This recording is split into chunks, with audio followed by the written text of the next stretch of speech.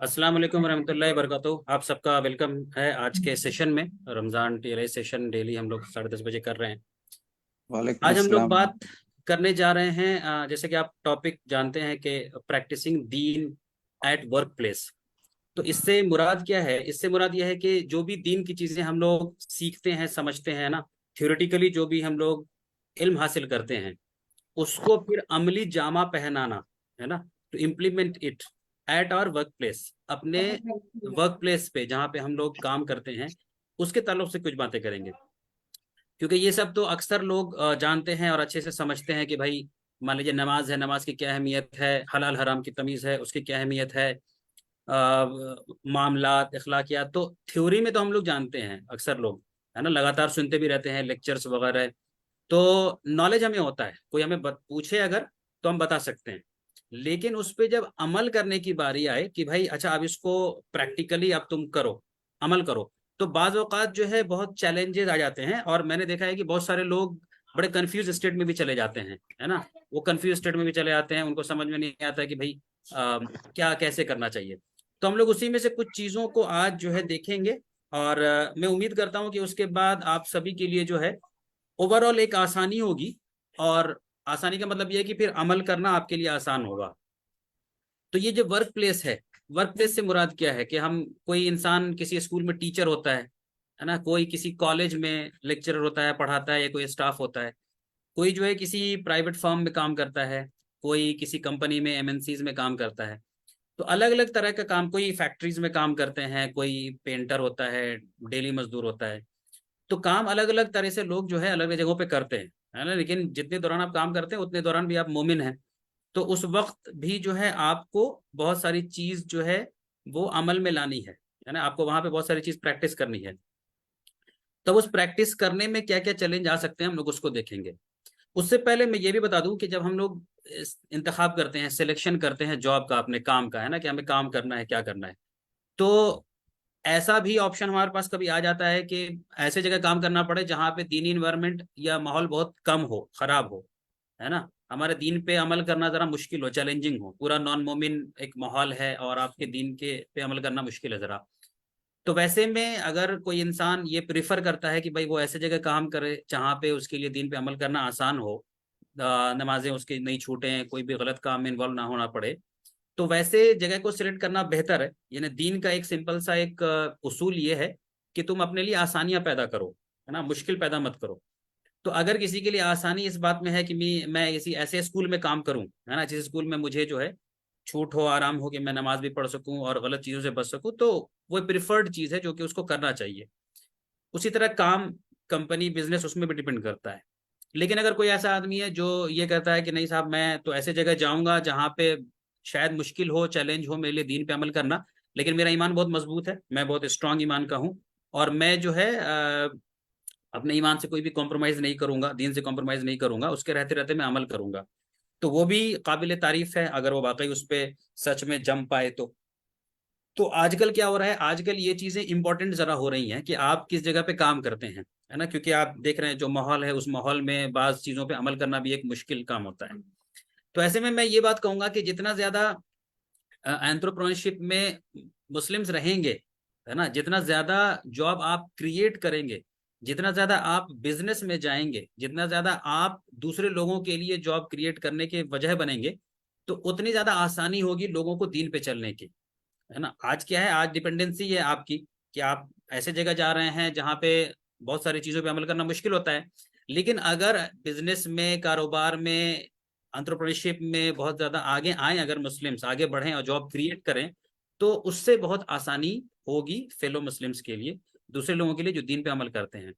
मैं ऐसे कई लोगों को जानता हूं जो दीन पे अमल नहीं करने के वजह से अपने काम को छोड़ चुके, है ना, रिजाइन कर दिया, जॉब छोड़ दी, इसलिए कि उन्हें बहुत ज्यादा मुशक्कत, बहुत ज्यादा मुश्किल का सामना करना पड़ रहा था, कई चीजों के लिए साफ तौर पे मना ही थी।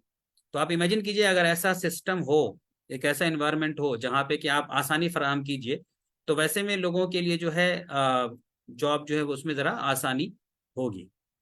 ठीक है।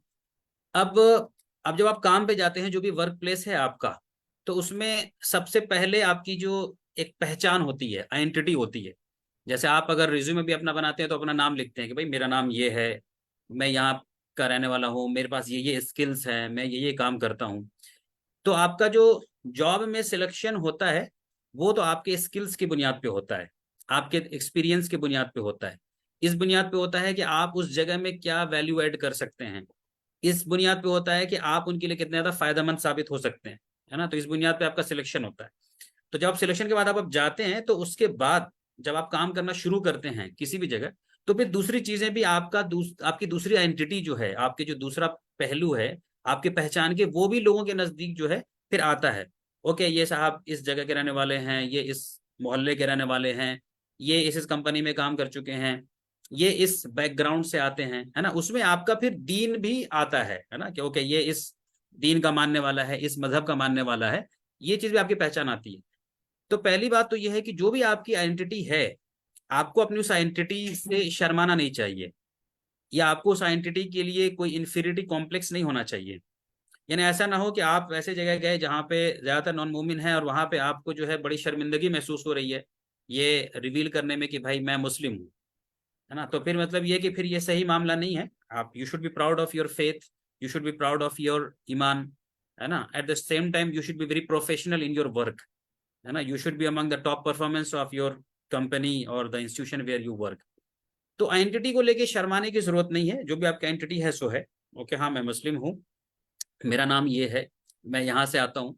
तो उसमें कोई धोखा देने का वो ना हो, है ना, कि भाई नाम ऐसा बता रहे हैं अपना कि साहब अ, घरेलू नाम बना दिया। और हमारे नॉर्थ इंडिया में तो यूजुअली लोगों के दो दो नाम होते हैं, एक नाम से काम चलता नहीं है। अब अगर जुबैर अहमद नाम है तो फिर एक बबलू भी होगा, तबलू भी होगा, गुड्डू भी होगा, पप्पू भी होगा, कुछ सरनेम्स भी होते हैं। तो अब ऐसा ना हो कि आप अपना ऐसा नाम बता दीजिए ताकि सामने वाला जो है वो कंफ्यूज रहे कि साहब मैं किस फेथ का मानने वाला हूँ, है ना। तो वो चीज नहीं करनी चाहिए। You should be proud of your faith कि हाँ भाई मैं ये हूँ, मेरा नाम ये इमाम है, ये खान है, अदनान है, तैयब है, आफिया है, जो भी नाम है मेरा। और इसी आइडेंटिटी में फिर आपकी कुछ चीजें जो हैं ऐसी भी आती हैं, जैसे लड़कियों के मामले में, खास करके लड़कियों के मामले में उनके अपैरल से, उनके लिबास से जो है उनको पहचान लिया जाता है आमतौर पे कि भाई ये मुस्लिम लड़कियां हैं। तो उसमें भी आपको कोई शर्मिंदगी की जरूरत नहीं होनी चाहिए। आप जानते हैं कि भाई मुस्लिम लड़कियां भी अपने हिजाब को मेंटेन करते हुए बहुत अच्छा परफॉर्म करती हैं, बहुत अच्छा बहुत कंट्रीब्यूट करते हैं अपने अपने इदारे के लिए। आप उसमें ये दिखाइए लोगों को अमली तौर पे कि भाई मेरी जो आइडेंटिटी है, जो मेरा फेथ है, वो मेरे काम में जो है, मेरे प्रोफेशन में जो है वो वैल्यू ऐड करता है, ना कि वैल्यू को घटाता है। वो मेरे काम को जो है और ज्यादा बेहतर बनाता है। अब इसमें एक कभी कभी कुछ बैलेंस बनाने की भी जरूरत होती है। जैसे बाज कंपनी में कुछ ड्रेस कोड्स होते हैं, कुछ ड्रेस कोड होता है कि भाई यहाँ पे ये आपको सूट में ही आना है, यहाँ पे पैंट शर्ट टाई में आना है, या यहाँ पे कोई और ड्रेस में आना है। तो जितना जब तक दीन का रेंज के अंदर जो भी चीजें शामिल है उसको करने में आपको कोई कवायद नहीं होनी चाहिए। जैसे मैं हमेशा कहता हूँ कि Islam is all about the balance, कि इस्लाम जो है एक बैलेंस का नाम है, कि जो दो एक्सट्रीम्स हैं, जहाँ पे एक हराम की एक्सट्रीम है और एक जायज परमिशेबल की एक्सट्रीम है, इन दोनों के बीच में रहते रहते, रेंज में रहते रहते जो भी चीजें हैं उसको आप कर सकते हैं। तो मिसाल के तौर पे अगर कोई आदमी है जो ऐसे अपने घरेलू लाइफ में मान लीजिए कुर्ता पजामा पहनता है, बाहर में कुर्ता पजामा पहनता है, लेकिन अगर वहां पे कहा जाए ऑफिस में कि भाई यहाँ का ड्रेस तो जो है वो सूट है या ये है, तो उसमें फिर आप उसको फॉलो कर सकते हैं, उसमें कोई आपके दीन में कमी नहीं हो जाएगी। बराए मेहरबानी इसको मत सोचिए कि ये हमारे दीन के अंदर मेरी कोई कमी हो जा रही है कि मैं कुर्ता पजामा नहीं पहन रहा हूँ, कोट पैंट पहन रहा हूँ, या शर्ट पैंट टाई पहन रहा हूँ, है ना। उसी तरह लेडीज का भी है। एज लॉन्ग एज कोई भी लिबास जो अगर हिजाब के डिफिनेशन को कवर करता है, वो कवर करता रहता है, तो उसको करते करते फिर वो कर सकती हैं, उसमें जो उनमें कोई हर्ज या कोई कबाहत जो है उनमें नहीं होनी चाहिए इसको लेके। तो बाज दफे ये होता है कि कहीं कहीं पे जो है लोग मुस्लिम खामखा कोई ऐसा मुद्दा बना देते हैं जो एक्चुअली मुद्दा नहीं बनना चाहिए, और दीन की तरफ से कोई मनाही भी नहीं होती है उसको लेके। तो बराए मेहरबानी कोई ऐसा इशू मत क्रिएट कीजिए वर्क प्लेस पे जो दीन भी इशू क्रिएट ना करता हो आपके लिए, ठीक है ना।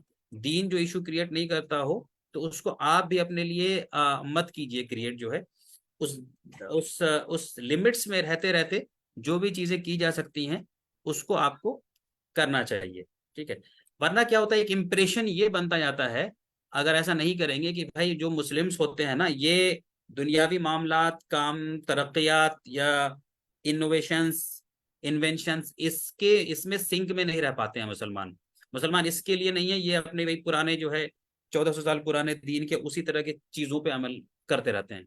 आपको ये बताना है कि भाई 1400 साल पहले से हमें जो उसूल मिले हैं, जो वैल्यूज मिले हैं, उस वैल्यू को या उस उसूल को हम आज के डेट में और आगे भी हमेशा इंप्लीमेंट करते जाएंगे, नाफिज करते जाएंगे।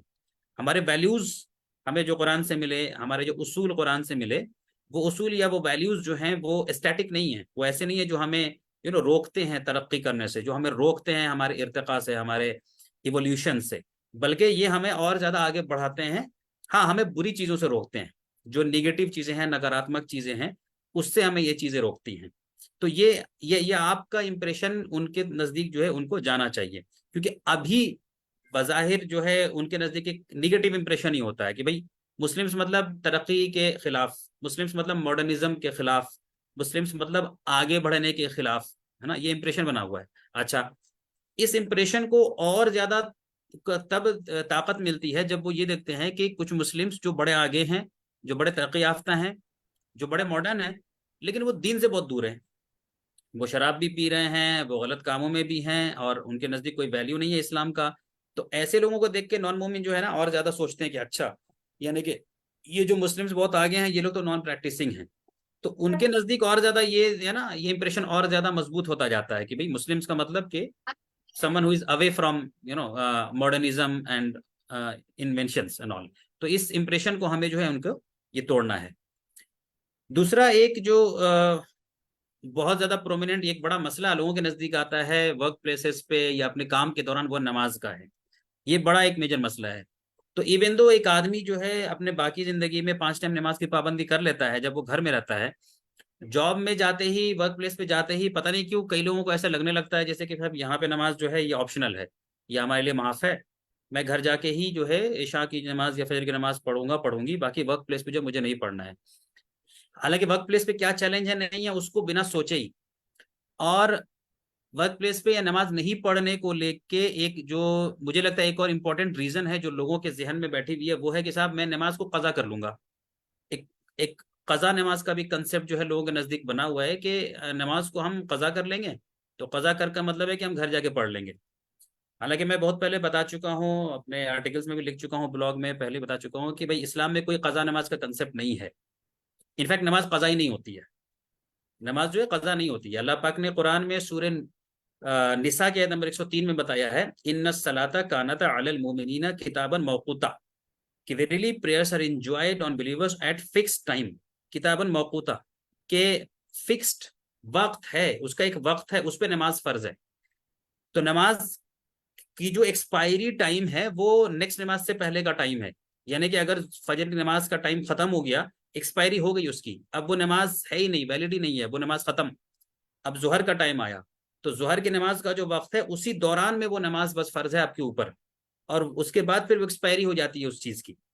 तो कजा नमाज का कोई कंसेप्ट नहीं है कि नमाज कोई कजा हो जाएगा। बहुत सारे लोग हैं, मैं जानता हूँ शायद इस कॉल में भी हो, जो बड़े आराम से इत्मीनान से सोचते हैं कि भाई हम घर जाके जो है कजा कर लेंगे, जोहर और असर को को पढ़ लेंगे। तो ऐसा नहीं होता है। आप देखिए, एक सिंपल सी मैं मिसाल दे रहा हूँ आपको कि अल्लाह पाक ने कुरान में बताया कि रोजे के ताल्लुक से बताया कि रोजे फर्ज किए गए, फिर कहा कि अगर रोजे छूट जाएं किसी के किसी वजह से तो बाद में पूरे करो, है ना, ये हुक्म कुरान ने दिया कि अगर रोजा छूट जाए तो बाद में पूरे करो। नमाज के बारे में कहा कि नमाज तो मुकर्रर वक्त पे फर्ज है, लेकिन ये नहीं कहा कि छूट जाए तो बाद में पूरे करो। ये नमाज के बारे में नहीं कहा गया, बल्कि उल्टे ये कहा गया कि नमाज अपने मुकर्रर वक्त पर फर्ज है, उसी दौरान फर्ज है। अगर अब यहाँ पे दो सिनेरियो हो सकता है, नमाज आप नहीं पढ़ पाए उसकी दो वजह हो सकती है। एक, या तो आपने पूरी कोशिश की लेकिन नहीं हो पाया, वो मतलब सिचुएशन नहीं मिल पाया, मतलब यू कुड नॉट मेटेरियलाइज नमाज, आपने पूरी कोशिश की लेकिन फिर भी आप नहीं पढ़ पाए, तो ठीक है, फिर अल्लाह जानेगा, अल्लाह आपकी सिचुएशन को देख रहा है। लेकिन अगर ऐसा है कि नमाज आप पढ़ सकते थे, आपने नहीं पढ़ा जानबूझ के, जानबूझ के मतलब आपने कोताही की, तो फिर आप ये कहा जाएगा आपने नमाज छोड़ दी। अब आप उस नमाज को कजा पढ़ने जाएंगे तो ये मतलब मेरे नजदीक मीनिंगलेस है। देखिए, इसकी ऐसे ही मिसाल है कि जैसे आप, कोई इंसान जो है वो नाश्ता के लिए देर से उठे किसी दिन, और वो 1 बजे दिन में उठे और खा रहा हो कुछ भी, और कोई पूछे कि भाई 1 बजे के तुम क्या कर रहे हो, क्या कर रहे हो, तो क्या वो ये बोलेगा I am having my breakfast और I am having my lunch? अगर वो कहेगा I am having my breakfast, तो ये बड़ी अजीब सी बात लगेगी कि भाई 1 बजे ब्रेकफास्ट नहीं होता है। ब्रेकफास्ट तो 6 बजे, 7 बजे, 8 बजे, 9 बजे, 10 बजे होता है, या 11-12 बजे करेंगे तो ब्रंच हो जाएगा, लेकिन 1 बजे तो ब्रेकफास्ट नहीं होता है। तो आप 1 बजे जो कुछ भी खाएं, चाहे ब्रेड खा रहा हूँ चाहे चावल खा रहा हूँ, वो लंच ही कहलाएगा, क्योंकि वो टाइम है लंच का, ब्रेकफास्ट का टाइम ही खत्म हो गया। ठीक है ना। तो उसी तरह जो जोहर नमाज का टाइम था, जो असर नमाज का टाइम था, जो मगरिब नमाज का टाइम था, उस टाइम में आपने अगर नमाज नहीं पढ़ी जो उसका रेंज था, तो अब वो एक्सपायर हो गया एक्चुअली, अब वो वैलिड ही नहीं रहा। अब बाद में उसको पढ़ना ये बोल करके कि मैं कजा पढ़ रहा हूँ, और लोग बाजाफ्ता पाबंदी के साथ पढ़ा करते हैं, फिर लोग पता नहीं कज़ाए उम्री और पता नहीं क्या क्या पढ़ते हैं। तो मुझे नहीं समझ में आती ये सब चीज़ें। मैंने इस आर्टिकल का लिंक इस जूम में दे दिया है, आपको जब मौका मिले तो उसको पढ़ लीजिएगा। तो बहरहाल, तो ये मैं बताने का मकसद ये था कि ये जहन में रख लेना कि मैं नमाज को कज़ा कर लूंगा, कर लूंगी, और उसके बाद नमाज को मिस करना ये गलत चीज़ है, इसको प्लीज़ ऐसा मत कीजिए। नमाज के ताल्लुक से वर्क प्लेसेस पे लोगों का एक ये होता है कि साहब मेरे पास वक्त नहीं है। तो भाई नमाज तो ऐसी चीज नहीं है कि बेकार लोगों के लिए है, कि जिसके पास कोई काम धाम नहीं हो, टाइम वाइम नहीं हो, जो दिन भर बस बैठा रहता हो, नमाज उसके लिए है। नमाज सभी के लिए, कोई बिजी है, कम बिजी है, ज्यादा बिजी है, सभी के लिए। उसी में देखना है कि हम कैसे उसको पढ़ सकते हैं, है ना। आमतौर पे तो देखिए जोहर का जो टाइम होता है वो हर जगह लंच का टाइम होता है, और उस लंच के ब्रेक में आदमी आराम से जोहर को पढ़ सकता है ना। तो जो चैलेंज थोड़ा सा आता है वो असर के टाइम में आता है, या मगरिब के टाइम में। बाज जगह जो काम करते हैं लोग, बहुत सारी जगह में मगरिब से पहले लोग घर भी चले जाते हैं, तो उनके लिए मगरिब का मसला नहीं रहता उतना ज्यादा, असर का ज्यादा रहता है। तो असर की नमाज आपको जो है एक थोड़ा सा समहाउ मैनेज करना है। तो पहली बात तो अपने जहन से ये हटा दीजिए कि मैं बिजी हूं, तो मैं मेरे लिए नमाज जो है माफ है, या मेरे लिए नमाज ऑप्शनल है। ये इस चीज को जहन को अपने हटा दीजिए। उसके बाद आप प्लान कीजिए कि आप नमाज को कैसे पढ़ेंगे, पढ़ेंगी, क्या आपका प्लान है नहीं है, वो आप उसको सोच लीजिए। और नमाज पढ़ने के ताल्लुक से फिर फौरन वर्क प्लेस से फौरन एक और क्वेश्चन आता है कि अरे साहब जोहर के 10 रिकात, मैं 10 रिकात कैसे पढ़ सकता हूँ, मतलब उतना टाइम तो नहीं है मेरे पास। तो देखिए फिर अगेन जो नमाज का जो रेंज है वो रेंज है, मिनिमल है फर्ज नमाज। फर्ज नमाज जो है वो आपको मैंडेटरी पढ़ना है, फर्ज नमाज नहीं पढ़ेंगे तो गुनाह होगा, है ना। नमाज फर्ज जो है वो आपको हर हालत में पढ़ना है। उसके अलावा जो नमाजें होती हैं जिसको आप सुन्नत, नफिल, सुन्नत मुक़्दा, गैर मुक़्दा, वाजिब, जितने कैटेगरीज में बांट चुके हैं, वो सारे के सारे नॉन फर्ज होते हैं। यानी एक बात समझ लीजिए नमाज के ताल्लुक से, कि नमाज की सिर्फ दो ही, असल में दो ही कैटेगरी होती है, एक होती है फर्ज और एक होती है नफल। अल्लाह के रसूल कैटेगरीज नहीं बना के गए जो आज आप लोग जानते हैं कि साहब सुन्नत मुक़्दा, सुन्नत गैर मुक़्दा, वाजिब, सुन्नत, ये अल्लाह के रसूल नहीं बना के गए। अल्लाह के रसूल बस अमली तौर पे दिखा के गए कि ये वो फर्ज नमाज पढ़ते थे, जो वो फर्ज नमाज है। बाद के दौर में स्कॉलर्स ने, रिसर्चर्स ने, मुहक्किकीन ने रसूल सल्लल्लाहु अलैहि वसल्लम के प्रैक्टिसेस को देखा, अमल को देखा, और उसके बाद फिर कैटेगराइज किया। ओके, रसूल सल्लल्लाहु अलैहि वसल्लम फर्ज के अलावा ये नमाज ऐसी थी जिसको अक्सर पढ़ा करते थे, ज्यादा पाबंदी से पढ़ा करते थे, तो उसको एक नाम दे दिया गया, एक नई कैटेगरी बना दी गई कि ये सुन्नत नमाज है ना, ये सुन्नत मुअक्कदा नमाज है। फिर उन्होंने रिसर्च किया, देखा कि अच्छा ये नमाज थी जो प्रोफेट पढ़ा तो करते थे लेकिन कम पढ़ा करते थे, है ना, लेस फ्रिक्वेंटली पढ़ा करते थे, तो उसका नाम हो गया फिर सुन्नत गैर मुअक्कदा। किसी नमाज को देखा कि नहीं ये नमाज एकदम फर्ज के तरह थी, एकदम बहुत ज्यादा पाबंदी थी, तो ओके इसका नाम फिर वाजिब रख दिया गया। तो लेमेंस के लिए, कॉमन आदमी के लिए तो ठीक है समझने के लिए कि क्या है फर्ज, सुन्नत, मुक़द्दा, गैर मुक़द्दा, लेकिन आपको ये भी जानना चाहिए कि ये कैटेगरीज अल्लाह के रसूल बना के नहीं गए। इस्लाम में 5 टाइम नमाज फर्ज है, जो आपको मालूम है, वो फर्ज नमाज पढ़ना आपके लिए जरूरी है। अगर आपके पास टाइम नहीं है ज्यादा तो आप सिर्फ फर्ज नमाज पढ़िए, उसमें भी कोई हर्ज नहीं है। तो वर्क प्लेसेस पे खास करके आप ऐसा मत कीजिए कि आप सुन्नत जोहर का ये मालूम चला 10-12 रिकात पढ़ रहे हैं टोटल, असर में भी आप 4-4-8 रिकात पढ़ रहे हैं, मगरिब में भी आप 3-2-5-2-7 रिकात पढ़ रहे हैं, और इससे आपका जो है काम इम्पैक्ट करेगा, है ना, या लोग देखेंगे कि ये ज्यादा देर के लिए गायब रह रहा है। तो वैसा मत कीजिए। सिर्फ फर्ज नमाज पढ़ने से आपका काम चल सकता है, तो फर्ज नमाज सिर्फ पढ़ लीजिए, है ना। वो मिनिमम है जो आपको के हर हालत में पढ़ना ही पढ़ना है। ऐसा उज्र मत बनाइए कि नहीं साहब मैं तो 10 रिकात ही नहीं पढ़ पाऊंगा तो नमाज ही नहीं पढ़ूँ। नहीं, आपको 4 रिकात फर्ज पढ़ना है मिनिमल, आप वो पढ़ ले रहे हैं तो आपका फिर काम हो जा रहा है। उसको ये रीजन मत बनाइए कि साहब नमाज मिस करने का। और टाइमिंग के ताल्लुक से देखिए अल्लाह ने रेंज दे रखा है, एक रेंज है, उस रेंज के अंदर अंदर आप पढ़ सकते हैं, ना, आप अपनी सहूलियत को देखते हुए, काम को भी देखते हुए। ऐसा ना हो कि आपका दीन पे अमल करना या नमाजें पढ़ना जो है वहां पर काम को इम्पैक्ट करे निगेटिवली, और आपका भी खराब इंप्रेशन बनाए और आपकी प्रोडक्टिविटी पे भी जो है क्वेश्चन मार्क लगाए। ये नहीं होना चाहिए। एक रीजन जो बहुत सारे लोग देते हैं नमाज नहीं पढ़ने का, बड़ा कॉमन है, वो तो बड़े धड़ल्ले से आदमी बोलते हैं, मतलब कोई शर्म भी नहीं आती, बस ऐसे ही बोलते हैं, साहब वो कपड़े गंदे हैं। भाई नमाज क्यों नहीं पढ़ो, कपड़े गंदे हैं। अच्छा क्या हुआ, कुछ नहीं, वो आ रहे थे तो वो कहीं कोई पानी पड़ गया। मतलब मजे से बोलते हैं कि साहब कपड़े गंदे हो गए। तो भाई कपड़ा गंदा पहली बात तो चलिए नहीं रखना चाहिए। तहारत जो है वो फर्ज है ना, तहारत जरूरी है नमाज कंडीशन के लिए। लिबास का भी साफ होना जरूरी है। लेकिन अगर आप ऐसे सिचुएशन में हैं जहां पे आपके पास ऑप्शन नहीं है कि आप सब कपड़े बदल सकें, और गंदगी तहारत की वाली नहीं है ना, तहारत नहीं, मिट्टी लग गया, बालू लग गया, गिर गए, घास फूस हुई, ये हो गया, तो उस वजह से नमाज को मिस करना, ये मेरे ख्याल से बदमाशी है ना, ये जो है मेरे ख्याल से बदमाशी है कि आप इस वजह से नमाज मिस कर रहे हैं। तो बड़े आराम से लोग जो है बोल देते हैं कि नहीं साहब वो हमारे कपड़े गंदे हैं, क्या है, तो वो धक्का लग गया, धब्बा लग गया, पता नहीं क्या क्या। अगर तहारत नहीं है तब तो ठीक है, नमाज नहीं होगी, है ना, वो मिनिमल है कंडीशन आपको नमाज पढ़ने के लिए। लेकिन उसके अलावा जो है आप बराए मेहरबानी ये सब का बहाना वाना बंद कर दीजिए कि पानी पड़ गया, छींटा पड़ गया, ये पड़ गया, वो पड़ गया। अच्छा, अब कुछ लोग ऐसे लाइन में काम करते हैं जहां पे कि उनके कपड़े जो है गंदे होंगे ही होंगे, है ना, कोई मजदूरी कर रहा है, कोई रोड पे काम कर रहा है, कोई सिविल वर्क काम कर रहा है ना, तो उसके कपड़े गंदे रहेंगे ही रहेंगे, धूल भूल रहेगा ही रहेगा। अब अगर उसके पास ऑप्शन है कि वो एक दूसरा साफ कपड़ा लेकर के आए अपना और वो चेंज करके भी पढ़ सकता है तो पढ़ ले, और नहीं तो कम से कम इसमें ही पढ़ ले। और कुछ लोग फिर ये भी रीजन लेके आते हैं, जो लोग ऐसे लाइन में काम करते हैं, कोई पेंटर है ना, कोई कलर से काम कर रहा है, कोई चूना वगैरह में काम कर रहा है, कि उसके कपड़े के ऊपर या इवन हाथ के ऊपर पेंट वेंट भी लग गया, तो अब वो बोलेंगे साहब कि हम वजू कैसे करें, वजू हमारा नहीं होगा, वजू तो हमारा होगा नहीं क्योंकि इस पे पेंट है। तो भाई ऐसा नहीं है कि वजू नहीं होगा।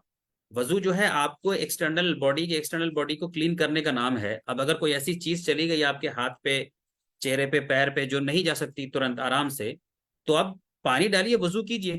भाई किसी को अगर मेडिकल किसी का इलाज चल रहा है और किसी को पट्टी बंधा हुआ है, किसी को बैंडेज बंधा हुआ है, तो ऐसे थोड़ी है कि उस पर पानी नहीं जाएगा अंदर तो उसका वजू होगा ही नहीं।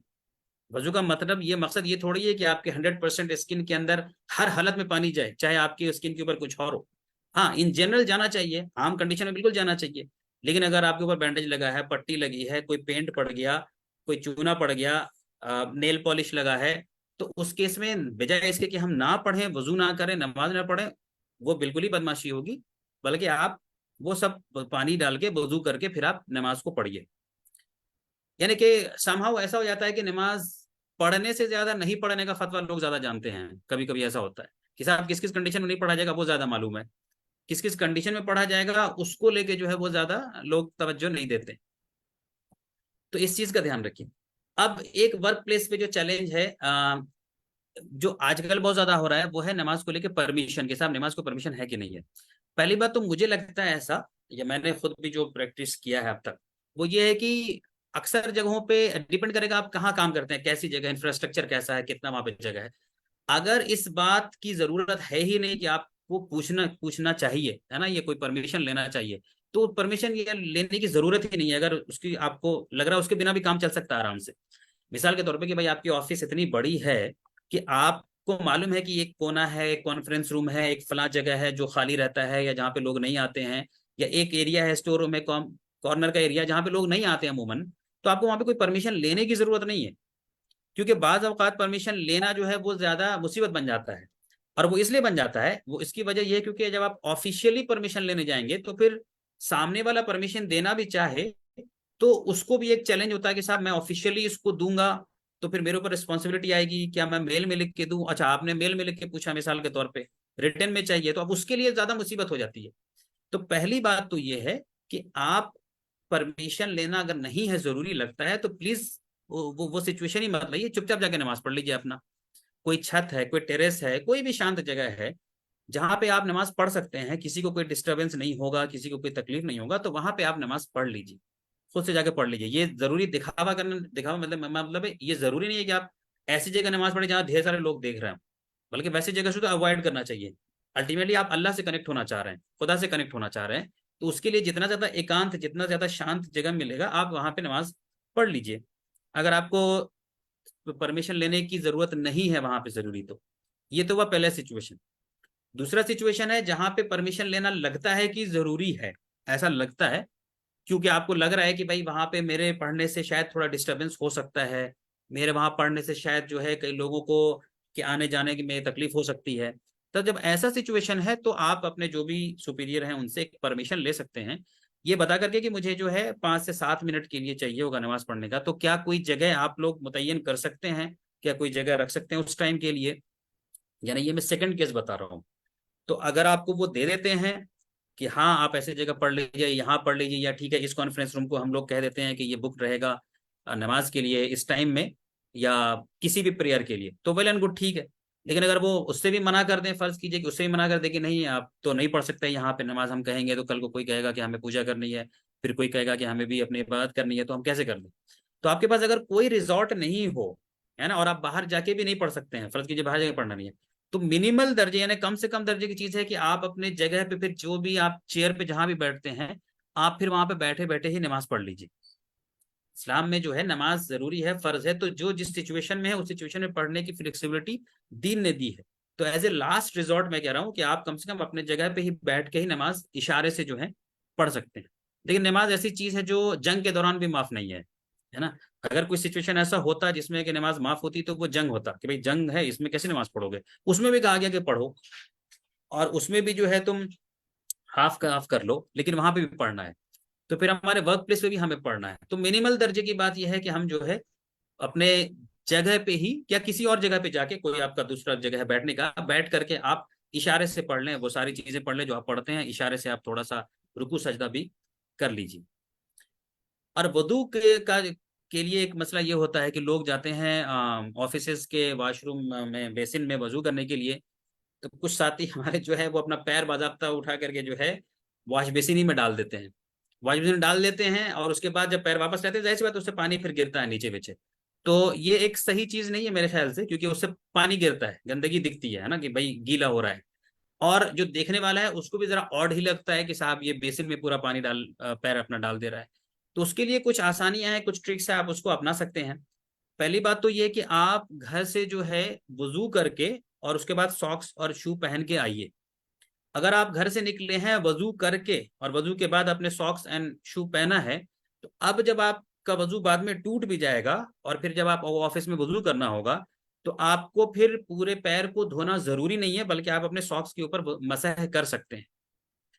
मैं फिर से बोल रहा हूँ, अगर आप घर से निकले हैं वजू करके और सॉक्स पहन के, सॉक्स एंड शू पहन के, फिर आप जब ऑफिस में जाएंगे और बीच में आपको वजू टूट गया, आपको वजू करना है, तो वजू के लिए फिर आप अपने सॉक्स पे मसह कर सकते हैं। अब यहाँ पे कुछ लोगों को ऐसा लगता है कि साहब वो मसह तो सिर्फ चमड़े वाले सॉक्स के ऊपर है, मसह तो ऐसे सॉक्स के ऊपर नहीं है, तो ऐसी कोई बात नहीं है। उस जमाने में जिस तरह का सॉक्स हुआ करता था उसी सॉक्स का डिस्क्रिप्शन आपको हदीसों में या पिछली किताबों में मिलेगा। की वर्ड ये है, स्पिरिट ये है कि भाई सॉक्स ऐसा हो जिससे कि बाहर की गंदगी अंदर अंदर तक नहीं जाए। तो चाहे वो चमड़े का हो, चाहे वो दूसरे कपड़े का हो, जिस दूसरे मटेरियल का हो, गंदगी आपके पैर में नहीं लग रही है, तो आप उसके ऊपर मसह कर सकते हैं, तो इससे आप पानी वानी गिराने से बच जाएंगे। और अगर सपोज कीजिए किसी के साथ ऐसा मसला है कि नहीं उसको तो पैर पे ही धोना ही है, घर से मान लीजिए नहीं करके चला था वजू, तो फिर आजकल ऑफिसेज में जो है बाथरूम में जो ये होता है फ्लसेट होता है पानी मारने वाला, उससे आप पैर को बाथरूम के अंदर वॉशरूम के अंदर धो लीजिए, या ऐसी जगह धोइए जिससे कि कोई ज्यादा पानी वानी बर्बाद ना हो, ना ज्यादा गिरे, ना ज्यादा नुमाया हो कि भाई ये लोग आते हैं, ये लोग थोड़ा पानी वानी गिरा के जाते हैं। तो इसमें जो है एहतियात जो है हम लोग खुद से कर सकते हैं, जिसका कि हम लोग को खुद से ही करना चाहिए। और नमाज को लेके एक चीज जो देखा गया है, जो खासकर स्कूल कॉलेजेस की लड़कियां हैं या इवन जो किसी जगह काम करती हैं लेडीज, उनका मसला, तो नमाज का टाइम होता है जैसे जुमा वगैरह हुआ तो जेंट्स तो आसपास की मस्जिद ढूंढ करके चले जाते हैं नमाज पढ़ने के लिए, लेकिन ये लेडीज जो है ये नहीं जाती हैं। तो इसमें पहली बदमाशी तो मुसलमानों की ये है कि मुसलमानों ने मस्जिदों में लेडीज के लिए इंतजाम रखा ही नहीं अलग से, चूंकि गलत चीज निकाल दी कि साहब लेडीज का मस्जिद में आना मना है ना। तो ये गलती की, ये बदमाशी की, जिससे कि फिर औरतें महरूम हो गई मस्जिद में जाने से। तो आप जुमा हो या कोई भी मौका हो तो आप जेंट्स खोज के मस्जिद चले भी जाते हैं, लेडीज हमारी नहीं जाती हैं। तो ये एक बहुत खराब प्रैक्टिस है, इस्लाम ने इसको मना नहीं किया है, दीन ने इसकी पूरी इजाजत दी है। मस्जिद के अंदर जिस तरह से आप वजू खाना बनाना इंपॉर्टेंट समझते हैं, मस्जिद के अंदर जिस तरह आप टॉयलेट का बनाना इंपॉर्टेंट समझते हैं, मस्जिद के अंदर जिस तरह आप कुरान को रखने के लिए एक जगह इंपॉर्टेंट समझते हैं, उसी तरह मस्जिद के अंदर आप मेंस के लिए, जेंट्स के लिए जगह बनाना जरूरी समझते हैं, उसी तरह लेडीज के लिए भी जगह बनाना जरूरी है। दीन इसको मना नहीं करता है, ये इंडियन पेनिनसुला की खास करके एक खराबी है जो अक्सर मस्जिदों में है। लेकिन अल्लाह का शुक्र है कि फिर जो भी अहले हदीस मस्जिद होती है, सल्फी हजरात की मस्जिद होती है, उनके यहाँ जो है आमतौर पे लेडीज के नमाज का इंतजाम होता है। तो लेडीज से मेरी अपील यह है कि आप जब भी जहां भी जाएं, आपको नमाज का टाइम हो जाए तो आप एक बार इंटरनेट पे गूगल में सर्च कर लीजिए अहले हदीस मस्जिद नियर मी, है ना, या अहले हदीस मस्जिद इन माई सिटी। आप पटना में हैं, आप बोकारो में हैं, आप बेंगलोर में हैं, जहां भी हैं, अहले हदीस मस्जिद इन बैंगलोर सर्च करें। जो भी मस्जिद आपको नजदीक मिलेगी आप वहां पे जाके नमाज पढ़ लीजिए। आप प्लीज ये एक्सक्यूज मत बनाइए कि नहीं साहब मैं अभी यहाँ पे कहाँ जाऊंगी, मैं तो घर पे रहती तो नमाज पढ़ती, अभी नहीं पढ़ूंगी। ये सही नहीं है। ये बड़ा कॉमन सीन हम लोग के यहाँ दिखाया जाता है कि साहब नमाज का टाइम हुआ, हस्बैंड वाइफ जा रहे हैं बाइक में साथ में, और मस्जिद ढूंढ करके जो हजरत जो मर्द हैं कुर्ता पजामा टोपी दाढ़ी वाले बड़े मुत्तकी दीनदार हैं, उन्होंने बाइक लगाई, वो मस्जिद के अंदर चले गए नमाज पढ़ने। उनकी बीवी बाहर ही वेट कर रही है, बुरक़े में है, पूरा वेट कर रही है। वो हस्बैंड बाहर निकल के आए, मगरिब की नमाज थी तो क्या, असर थी तो क्या, औरत की नमाज पूरी की पूरी गोल हो रही है बड़े आराम से, और किसी को कुछ ऑड लग ही नहीं रहा है। कि बहुत अजीब बात है, बड़ी बदमाशी, बड़ी जुल्म वाली बात है, किसी को लग ही नहीं रहा है। भाई और जिस तरह मर्द गया अंदर तो औरत क्या एलियन है क्या? उसके लिए नमाज फर्ज नहीं था कि वो बाहरी में खड़ी रहेगी वहां पे? तो उसके लिए भी नमाज फर्ज था, उसको भी अंदर जगह होना चाहिए था उसके लिए। तो जगह नहीं रहता है, लेकिन जैसा मैंने कहा कि अहले हदीस मस्जिद या सल्फी मस्जिद में अमूमन हर जगह इंतजाम रहता है। तो आप लोग ढूंढ के वहां पे नमाज के लिए चले जाइए। और औरतें प्लीज आप अपनी नमाजों को इस तरह से जो है मिस मत कीजिए। हाँ जाहिर सी बात है, प्रीफर्ड है कि मर्द मस्जिद में जाके पढ़े, औरत के लिए प्रीफर्ड है कि घर में पढ़े, लेकिन ये तो प्रीफर्ड है। लेकिन नमाज मिस करना ये तो गलत है कि साहब हम नमाज मिस कर रहे हैं। औरतें जा सकती हैं पूरी दुनिया में, बाकी कंट्रीज में जाती हैं, यहाँ पे हम लोग के कंट्रीज में जो है वो ज्यादा जाना नहीं होता है। और वर्क प्लेस का एक और चैलेंज आता है ऑपोजिट जेंडर इंटरेक्शन का, है ना, ऑपोजिट जेंडर के साथ इंटरैक्ट कैसे किया जाए। तो देखिए इस्लाम जो है एक प्रैक्टिकल दीन है ना, इस्लाम एक प्रैक्टिकल रिलीजन है जिसमें जो भी चीजें यानी इस्लाम ऐसे इम्प्रैक्टिकल चीज नहीं है जैसा बाकी रिलीजन में समझा जाता है। कि बाकी रिलीजन में लगता है कि नहीं साहब आप या तो धार्मिक रहोगे, है ना, या तो आप जो है दुनियादार होगे। इस्लाम ऐसा है जिसमें कि आप धार्मिक भी रहेंगे और दुनियादार भी रह सकते हैं, दोनों चीज हो सकते हैं। धर्म जो है, दीन जो है, बेसिकली आपको वैल्यूज देता है, प्रिंसिपल्स देता है जो आपको इंप्लीमेंट करना है अपने वर्क प्लेस पे एज वेल एज घर, हर जगह पे। तो जहां तक अपोजिट जेंडर इंटरेक्शन की बात है तो इस्लाम इसको मना नहीं करता है कि साहब अपोजिट जेंडर से इंटरेक्ट नहीं कर सकते हैं, बल्कि इस्लाम इसके लिए कुछ प्रोटोकॉल डिफाइन कर देता है कि ये प्रोटोकॉल है, ये रूल है, इसको तुम ध्यान में रखना, है ना। तो ये प्रोटोकॉल आप जानते हैं, कुरान में जैसे बयान हुआ है सूरह नूर की आयत नंबर 30 में, है ना, जहाँ पे अल्लाह पाक ने कहा है कुल लिल मोमिनीन यगुद्दू मिन अबसारिहिम व यहफुजू फुरूजहुम। इसमें ये कहा गया कि मोमिन मर्दों से कहिए कि वो अपनी निगाहों को नीचे रखें और अपने जो है चैस्टिटी की हिफाजत करें। यानी कहने का मतलब ये है। और फिर अगली आयत में जो है औरतों के लिए सेम हुक्म दिया गया, बकुल लिल मोमिनात यगुद्दुना मिन अबसारिहिन्ना व यहफजुन्ना फुरूजहुन्ना। कि फिर मोमिन औरतों से कहा गया कि कहिए कि वो अपनी नजरों को नीचे रखें, है ना, और अपने चैस्टिटी की जो है अपने शर्म की गाहों की हिफाजत करें। तो ये एक प्रोटोकॉल दिया गया दीन में कि मेल फीमेल इंटरेक्शन क्या हराम है, आंसर है नो। क्या खूब करना चाहिए, आंसर है नो। क्या किया जा सकता है, आंसर है यस, जरूरत के तहत किया जा सकता है। किया जाएगा तो कैसे किया जाएगा, तो उसके प्रोटोकॉल्स हैं कि भाई उसके इंटरेक्शन में अट्रैक्शन का अंदाज ना हो, इंटरेक्शन में बहुत ज्यादा ताड़ के घूर घूर के देखने का अंदाज नहीं हो, है ना, इंटरेक्शन में ये अंदाज नहीं हो कि कैसे हम जो है फर्दर इसको और ग्रो करें, उसका अंदाज नहीं हो। प्रोफेशनल वे में होना चाहिए कि जो जो वो प्रोफेशनल तरीका है, जो काम से काम है, उसको लेके होना चाहिए। यहाँ पे मैं एक और चीज की वजाहत कर देना चाहूंगा कि यहाँ पे जो कुरान में वर्ड आया यगुज्जू, जिसका मतलब है कि नीचे रखें, है ना, यगुज्जू मिन अबसारिहिम, नजरों को नीचे रखें। तो नजरों को नीचे रखने का मतलब आमतौर पे मुसलमान समझते हैं नजरों को फिजिकली नीचे रखना। यानी कि अगर कोई लेडी आ गई तो जमीन देखते रहना, किसी लेडी से इंटरेक्ट करना है तो हम जमीन देख करके बात कर रहे हैं। तो यगदू जो वर्ड है इसका मतलब जो है लोअरिंग द इंटेंसिटी होता है ना, कि जो इंटेंसिटी है वो लोअर हो जाए। ये मादी तौर पे नीचे रखना जरूरी नहीं है कि आप फिजिकली नीचे रखें, बल्कि इसका मतलब होता है कि जो इंटेंसिटी है बस अबसार यानी नजर की, वो नीची रहे। यानी कि जो देखने का जो अंदाज हो वो बहुत इंटेंस नहीं हो, है ना। वो जो है ऐसा नहीं हो कि बहुत, जिसको कहते हैं घूर घूर के देखना, है ना, ताड़ के देखना, लगातार देखे रहना। तो उसको मना किया जा रहा है कि बहुत इंटेंसिटी बहुत कम हो, कुरान इसकी बात कर रहा है। अब लोग अक्सर समझते हैं कि नहीं, इसका मतलब होता है जमीन देख के बात करना। तो बहुत होते हैं कई सारे लोग, हमारे तबलीग वाले भाई या बहुत अच्छे दीनदार लोग सब जो है वो जमीन देख करके बात करते हैं। ठीक है, वो करते हैं, मैं उस पर कोई खास कमेंट नहीं कर रहा, लेकिन कम्युनिकेशन के लिए इंपॉर्टेंट होता है आंखों में देखना, यानी it is very important for communication. आप अपनी बात कम्युनिकेट कर सकिए उसके लिए भी, और सामने वाला रिस्पॉन्ड कैसे कर रहा है, वो आपकी बात को समझ रहा है या नहीं समझ रहा, उसके लिए देखना बहुत इंपॉर्टेंट होता है। तो आम जिंदगी में भी जब आप कहीं कम्युनिकेट करना चाह रहे हैं, कुछ बताना चाह रहे हैं, तो उसके लिए बाद औक़ात जरूरी होता है कि आप देखें, ताकि समझ में भी आए कि भाई एक्सप्रेशन से कि वो समझ रहा है कि नहीं समझ रहा है, या कैसा वो रिस्पॉन्स दे रहा है, उसकी कितनी मेरी बात समझ में आई नहीं समझ में आई।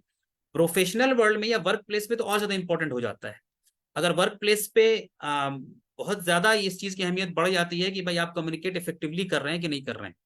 तो वैसे में अगर आप जमीन देख करके बात कर रहे हैं तो पता नहीं, खुद देखिए कि कितनी अच्छी या कितनी आसानी से आप कम्युनिकेट कर पा रहे हैं, कितना कंफर्टेबली वो परसीव कर पा रहा है या कर पा रही है सामने वाली। लेकिन बहरहाल जहां तक कुरान की बात है, तो कुरान ये नहीं आपसे तकाजा कर रहा है कि आप जमीन देख करके बात कीजिए, बल्कि कुरान तकाजा ये कर रहा है कि देखो तो उसमें तुम्हारी नजरों की जो तीव्रता जिसको बोलते हैं, जो इंटेंसिटी है, वो बहुत ही कम होनी चाहिए। तो ये कुरान का एक प्रोटोकॉल है अपोजिट जेंडर इंटरेक्शन के लिए, है ना। फिर और भी प्रोटोकॉल्स हैं कि भाई अननेसेसरी, मतलब जैसा एक दो मेल इंटरेक्ट करते हैं या जैसा दो फीमेल इंटरेक्ट करती हैं, वैसा एक मेल और एक फीमेल इंटरेक्ट नहीं कर सकते, है ना। ये एक जनरल जो है एक लॉ है। तो opposite gender interaction work place पे होगा बाज, मतलब कई बार इनएविटेबल होगा, बहुत बार आप अवॉइड भी कर सकते हैं, लेकिन कई बार इनएविटेबल भी होगा। तो जब इनएविटेबल होगा तो आपको जो है इस प्रोटोकॉल्स का ध्यान रखना पड़ेगा।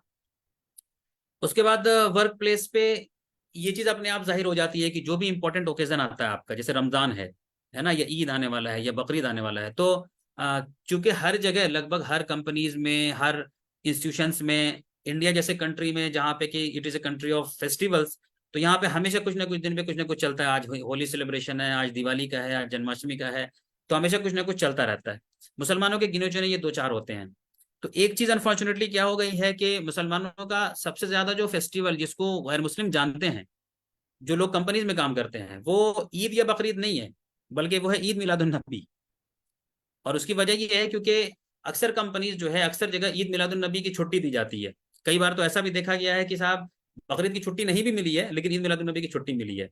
तो ईद मिलादुन नबी जो है बहुत पॉपुलर है उनके नजदीक, वो लोग जानते हैं कि अच्छा आज तुम लोग का ईद मिलादुन नबी है। तो जो भी मौका आपके पास आता है, आपको चाहिए कि आप कुछ जितना भी हो सके उनको बतला सके, कुछ अच्छी बात पास ऑन कर सके। तो ईद मिलादुन नबी आ जाए तो ईद मिलादुन नबी का मतलब फिर वही होता है कि लोग रोड पे जो है वो तमाशा करेंगे, रोड जाम होगा, बहुत सारी चीजें होंगी वगैरह वगैरह। तो वहां पे आपको क्लियर कर देना चाहिए कि देखो ईद मिलादुन नबी जो मनाया जाता है, तो मतलब ठीक है मनाया जाता है, लेकिन ये प्रोफेट के बर्थडे को मान करके लोग मनाते हैं, हालांकि प्रोफेट का बर्थडे इस दिन नहीं है, रसूलुल्लाह सल्लल्लाहु अलैहि वसल्लम की पैदाइश इस दिन नहीं है, हिस्टोरियंस रिसर्चर्स कैलकुलेशंस के हिसाब से। ठीक है, तो ये बात आपको खुद भी मालूम होनी चाहिए। पहले तो आपको मालूम होनी चाहिए कि भाई उस दिन हुजूर पाक सल्लल्लाहु अलैहि वसल्लम की यौम पैदाइश नहीं है। दूसरी चीज कि ऐसा कोई फेस्टिवल भी नहीं है इस्लाम में। इस्लाम में जो है दो ही फेस्टिवल है, ईद उल फित्र और ईद उल अजहा, दो ही फेस्टिवल है, बाकी तीसरा कोई फेस्टिवल उस लेवल का नहीं है। तो ये आपको भी क्लैरिटी होनी चाहिए और आप सामने वाले को भी क्लियर कर सकें। हाँ, जब रमजान का मौका आया, रमजान पे लोग कह रहे हैं रमजान है ये है वो है, तो आपके लिए एक बड़ा अच्छा मौका होता है कि आप इंट्रोड्यूस कीजिए, उनको बता दीजिए कि रमजान क्या होता है, रमजान क्यों मनाते हैं, रमजान कैसे स्पिरिचुअल ट्रेनिंग का एक महीना है ना। मैंने इस रमजान में फर्स्ट सेशन में मैंने इसी के ऊपर बात की थी। तो आप वो सब बातें उनको बतला सकते हैं, नॉन मोमिन को एजुकेट कर सकते हैं कि it is not only about meditation, it is not only about fasting, it is like a training for us, spiritual training for us, है ना। तो आप जरा, यानी जो मौका आपके पास आए वो आप उनको इत्मीनान से थोड़ा बतला दीजिए। इतना ही नहीं, बल्कि आप चाहे तो एक कदम आगे भी जा सकते हैं, जो आपके क्लोज कलीग्स हैं उनको आप इफ्तार पे इनवाइट भी कर सकते हैं। लेकिन इनवाइट सिर्फ इसलिए मत कीजिए कि आप उनको हलीम कचौड़ी और चना खिला रहे हैं, बल्कि उनको इसलिए बुलाइए ताकि आपके लिए एक अपॉर्चुनिटी हो उनको एजुकेट करने के लिए भी। इफ्तार से पहले आधे घंटे का जो है आपने एक प्रेजेंटेशन, एक टॉक दे सकते हैं आप उसको, वो प्रेजेंटेशन हम लोग के पास है ऑलरेडी, जो आप उसको यूज कर सकते हैं, ताकि आप उनको एजुकेट कर सके कि साहब ये रमजान होता क्या है, क्यों मनाया जाता है। उससे आप आखिरत का कनेक्शन जोड़ सकते हैं, इससे आप तौहीद और आखिरत दोनों को जोड़ सकते हैं। एक अल्लाह है जिसके हम हुक्म को मानते हैं, उसने हुक्म दिया है, आखिरत में हम लोग अकाउंटेबल हैं अपने डीड के लिए, तो ये हमारे डीड, हमारे नफ्स पे कंट्रोल करने का एक ट्रेनिंग का एक महीना है, तो आप एक्सप्लेन कर सकते हैं। तो आपका बिहेवियर जो है ओवरऑल वर्क प्लेस पे ऐसा हो कि आपका colleague they should feel comfortable in asking any question related to your faith. आप अपने आप को ऐसा बनाइए, ऐसा प्रोजेक्ट कीजिए, ऐसा मामलात कीजिए कि वो अपने आप को कंफर्टेबल फील करें कि मैं, अगर मुझे इस्लाम के बारे में कभी भी कुछ पूछना है ना, तो मैं जो है वो अब्दुल वहीद से पूछ सकता हूँ, क्योंकि ये एक है ना प्रैक्टिसिंग मोमी है। मुझे अगर दीन के बारे में कुछ भी जानना है तो मैं जावेद इकबाल से पूछ सकता हूँ। मुझे अगर इस्लाम के बारे में किसी ने बताया, मुझे चेक करना है, तो मैं तहजीब खान से पूछ सकता हूँ। तो आप उनको ऐसा कंफर्ट जोन में ले जाइए, कंफर्ट फील कराइए। इसका मतलब क्या हुआ? इसका मतलब ये कि अगर वो दीन का कोई सवाल करे तो आप भागिए मत, डरिए मत, अवॉइड मत कीजिए। हाँ, वर्किंग आवर है, टाइम है, तो आप बोलिए कि हम लोग इसके बाद में बात करते हैं क्योंकि अभी हमारा वर्किंग आवर है, या ये सवाल का जवाब तो जरा लंबा है, इसके लिए हम लोग अलग से बाहर मिलते हैं चाय पे, तो हम जवाब देते हैं। तो दे शुड फील कंफर्टेबल। इसमें क्या है कि अगर कोई जेन्युइन आदमी भी है जो सच में कुछ दीन को जानना चाहता है, समझना चाहता है, तो उसके लिए भी एक एक अपॉर्चुनिटी, एक विंडो खुलेगा दीन को समझने का। तो आप उसको कंफर्टेबल फील कराइए, ये आपका एक काम है। तो ईद हो, रमजान हो, ईद उल अजहा हो, ये सब एक अच्छा मौका है आपको उनको एजुकेट करने का, अपने पास इनवाइट करने का, उनको बतलाने का, और उनके कोई जाहिर बात है उन तक बहुत सारे क्वेश्चंस व्हाट्सएप यूनिवर्सिटी के जरिए उन तक बहुत सारी चीजें पहुंच रही हैं। तो जब आप उनको कंफर्टेबल फील कराइएगा तो वो आपसे पूछना चाहेगा, और जब वो पूछेगा तो फिर आप उसको आंसर दीजिए, उसको बताइए, तो आपके लिए अच्छा मौका होगा दीन के बारे में क्लैरिटी देने का। और लास्ट पॉइंट जो है, लास्ट बट नॉट लीस्ट, वो है कि you should and you must maintain your professionalism at your work place. कि आपकी प्रोफेशनलिज्म जो है काम में रहे। ऐसा नहीं है कि आप एक बड़े अच्छे मोमिन हैं, आप पांचों टाइम की नमाज पढ़ते हैं, आप खूब अल्लाह के जिक्र में रहते हैं, आप खूब कुरान पढ़ते हैं, तो आप ऑफिस में 8 घंटे के बजाय जो है 7 ही घंटा काम करेंगे। या आपको जो काम दिया गया है उसका आपको हम ईमानदारी से नहीं करेंगे। या आपसे जो एक्सपेक्टेशन है, चाहे आप स्कूल टीचर हो, चाहे स्टाफ हो, चाहे जो भी हो, आप उसमें कमी करेंगे, तो याद रखिए ये दो तरह से नुकसान करेगा। एक, एज ए इनफरादी तौर पे आपका परफॉर्मेंस खराब होगा, प्लस आप रिप्रेजेंट कर रहे हैं एक कम्युनिटी को भी, तो उस लिहाज से भी एक निगेटिव इंप्रेशन वो देगा कि अरे यार ये लोग तो देखो सही से काम नहीं करते हैं। तो आप वर्क प्लेस पे परफॉर्मेंस और अच्छा करने की कोशिश कीजिए कि मैं और खूब अच्छा परफॉर्म करूं। क्योंकि जब खूब अच्छा परफॉर्म कर रहा हूं तो सिर्फ ये कोई अदनान नहीं है जो अच्छा परफॉर्म कर रहा है, बट ये एक मुस्लिम लड़का है जो वो बोलेंगे नहीं लेकिन बैक ऑफ द माइंड रहेगा।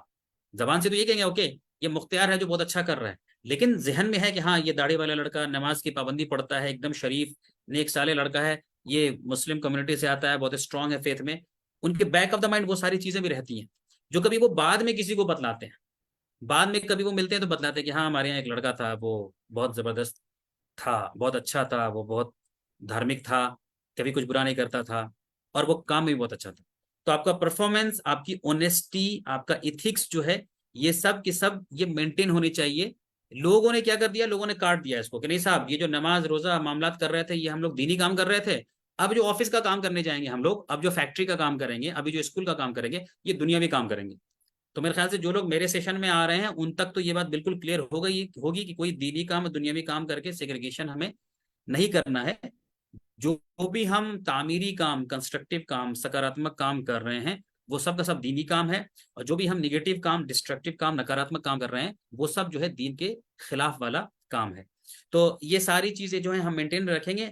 और अगर इसके अलावा वर्क प्लेस पे कुछ और चैलेंजेस हमारे पास आए तो उसके लिए फिर अल्लाह से दुआ भी कीजिए, और फिर पैरेलली कोई रास्ता बनाने की कोशिश कीजिए कि इस हम हमारा ये मसला कैसे हल हो सकता है, कोई भी अगर चैलेंज उसमें आ रहा है। तो इसी के साथ मैं अपनी बात खत्म करता हूँ। खुदाना अल्हम्दुलिल्लाह रब्बिल आलमीन।